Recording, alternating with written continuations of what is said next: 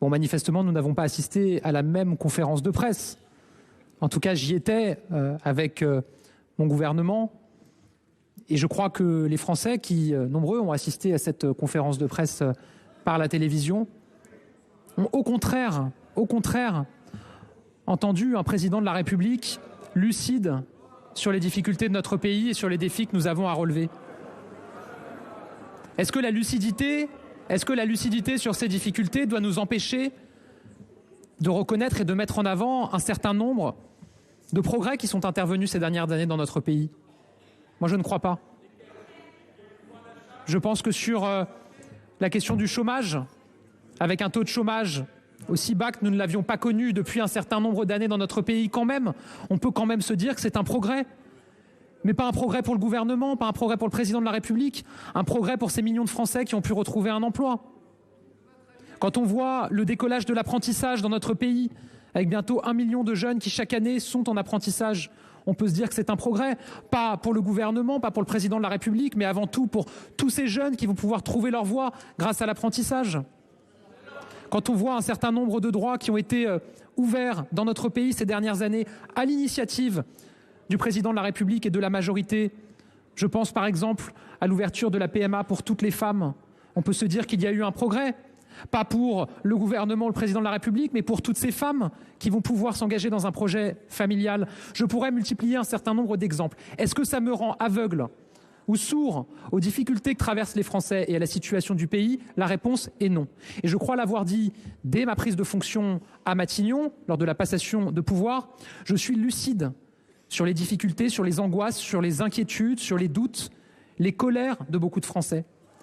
Et même sur les Français qui n'expriment pas de colère tout simplement parce qu'ils n'attendent plus rien. J'en suis conscient. Je sais que tous ces Français qui tous les jours vont travailler, qui sont toujours au rendez-vous de leurs responsabilités, qui ont toujours le sentiment d'être au-dessus de ce qu'il faut pour être accompagnés par la solidarité nationale et en dessous de ce qu'il faut pour pouvoir s'en sortir tout seuls, ils attendent beaucoup de nous. Je suis conscient que les Français attendent évidemment beaucoup en matière de santé, d'accès aux soins et d'hôpital. Et je le dis, Monsieur le Président Kanner, c'est su de tous. J'ai été membre du Parti socialiste. J'ai travaillé auprès de la ministre des Affaires sociales et de la Santé. Monsieur le Président Kanner, je le dis, les budgets et l'investissement qui ont été dédiés à l'hôpital public depuis 2017 à travers le Ségur de la santé, mais pas seulement, on en aurait rêvé dans les précédentes majorités. On en aurait rêvé dans les précédentes majorités. C'est ça la réalité. Ça n'était pas les arbitrages qui étaient rendus à l'époque financiers. Il y a eu un choix qui a été fait, clair, résolu de soutenir l'hôpital. Mais évidemment, l'argent ne suffit pas. Et ce qu'il faut, c'est poursuivre la transformation, poursuivre un travail sur les coopérations pour l'accès aux soins de tous les Français, et c'est le mandat de Catherine Vautrin. Évidemment que sur la question de l'école, il y a de nombreux défis encore à relever. Et j'ai eu l'occasion de le dire ces derniers mois quand j'occupais le poste de ministre de l'Éducation nationale et de la jeunesse. Je pense que j'ai montré que j'étais capable de porter un constat lucide sur les difficultés de notre école et aussi de prendre un certain nombre de premières décisions assez fermes et assez radicales. Sur la question de la laïcité à l'école, qui ne doit jamais souffrir d'aucune contestation et qui doit être en tout lieu de notre territoire respectée. J'ai pris cette décision extrêmement claire dès ma prise de fonction. Sur la remise de l'excellence et de l'exigence à tous les niveaux à l'école, parce qu'on ne peut pas accepter que pour certains, l'école soit devenue une forme de tapis roulant sur lequel on se pose et on glisse de classe en classe sans vérifier si on a le niveau pour passer dans la classe supérieure. C'est pour l'égalité des chances qu'on remet de l'exigence et de l'excellence à tous les niveaux. Et c'est le mandat de la ministre qui poursuivra évidemment cette action et déclinera le choc des savoirs que j'ai eu l'occasion d'annoncer.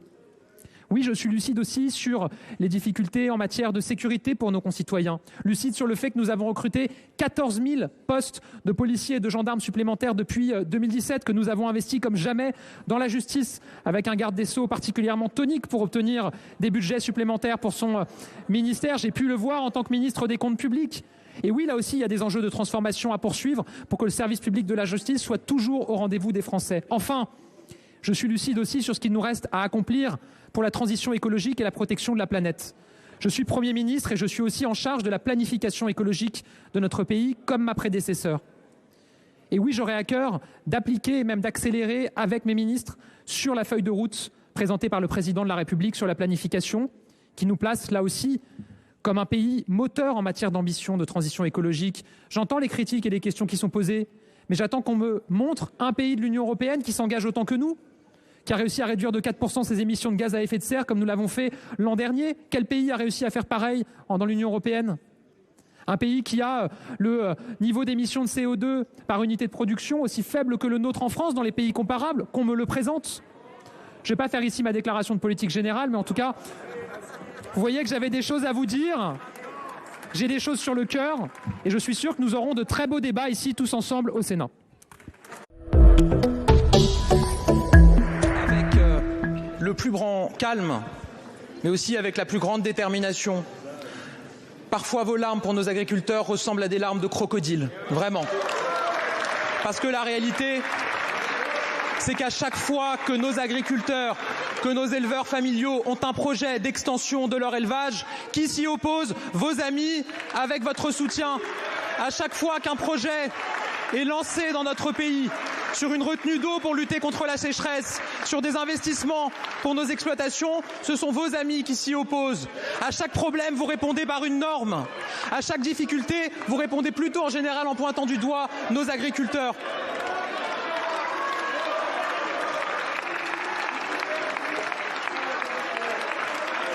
Je le dis avec le plus grand calme. Quand certains discours portés sur nos agriculteurs les présentent comme des bandits, comme des pollueurs de nos terres, comme des tortionnaires de leurs animaux, on aimerait aussi entendre vos indignations et votre défense du modèle agricole.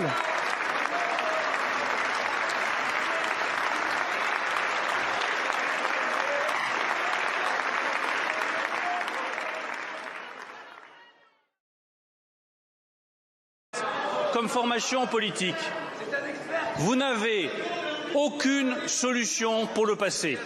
Vous n'avez que des critiques pour le présent et vous n'avez aucune proposition pour l'avenir. Voilà qui résume bien le Rassemblement national.